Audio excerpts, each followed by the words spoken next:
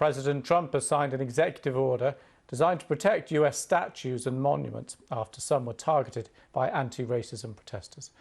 The president called for long prison sentences for what he described as lawless acts. Demonstrators tried to pull down a statue of one of his predecessors, Andrew Jackson, outside the White House earlier this week. Well, Julia Manchester is political reporter at the Hill website. She told us what she sees as the objective of this executive order.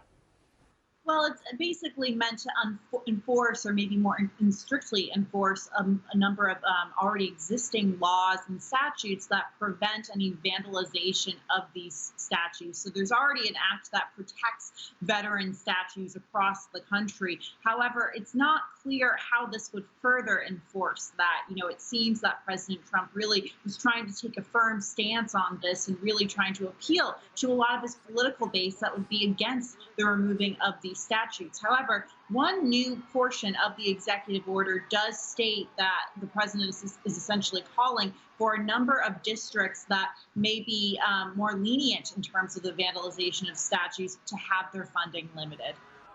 At this point, I don't think it will be effective in its current form. Now, we could get more details, more guidance from the White House about how they will continue to essentially enforce this, but it's hard to imagine having U.S. soldiers and National Guardsmen and authorities essentially crowding around all of these statues across the country when we're in the middle of a global pandemic, and there are other things obviously plaguing the country right now. But, I think they are obviously in the immediate future going to keep an eye on any plans to remove a number of statues.